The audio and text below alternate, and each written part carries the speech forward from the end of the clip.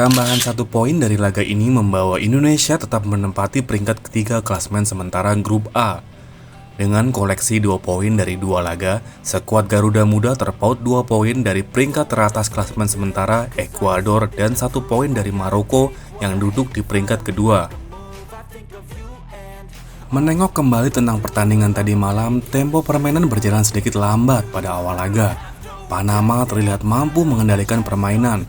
Para pemain La Rojita, julukan Panama, terlihat langsung melakukan tekanan begitu kehilangan bola, termasuk di bidang lapangan Indonesia. Agresivitas para penggawa Panama dalam usaha merebut bola ini membuat Garuda Muda kesulitan untuk mengembangkan permainan. Setidaknya hingga 10 menit laga, tim besutan Bima Sakti itu masih belum menentukan cara efektif untuk bisa keluar dari tekanan Panama. Panama bukan tanpa upaya untuk bisa mencetak gol. Bahkan di menit-menit terakhir babak pertama mereka berhasil membobol gawang timnas Indonesia U17. Berdasarkan catatan statistik, tim besutan Michel Stam bisa mendominasi serangan dan lebih sering memasuki pertahanan Indonesia sebanyak 21 kali. Panama kerap melakukan serangan via sisi kiri pertahanan Garuda Muda.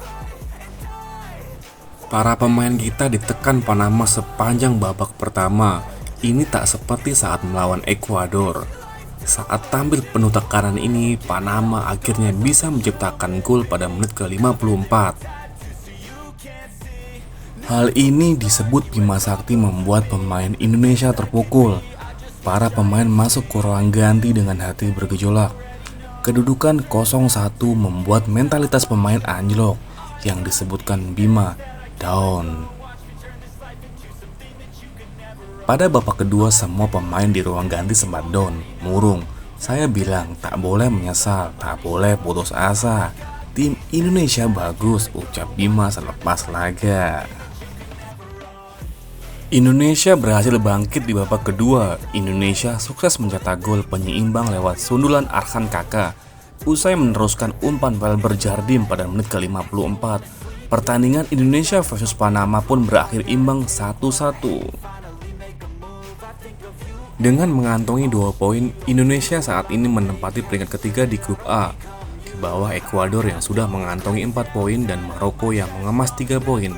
Sementara Panama yang baru mengoleksi 1 poin berada di posisi juru kunci grup. Indonesia masih punya kans melaju ke babak selanjutnya dengan beberapa syarat atau skenario. 1. Kemenangan atas Maroko.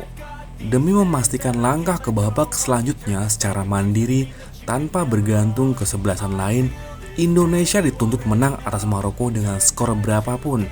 Seandainya Iqbal dan kawan-kawan bisa menundukkan Maroko pada laga terakhir, maka Indonesia bisa finish di peringkat pertama atau kedua di grup A. Dengan demikian, Indonesia akan mendapatkan tiket ke babak 16 besar karena juara dan runner-up. Jika menuai imbang melawan Maroko, Indonesia tetap punya kans melangkah ke fase gugur. Hanya saja harus bergantung pada hasil laga lain di grup A dan grup lain. Tambahan 1 poin pada laga terakhir hanya akan membuat Indonesia mengumpulkan 3 poin.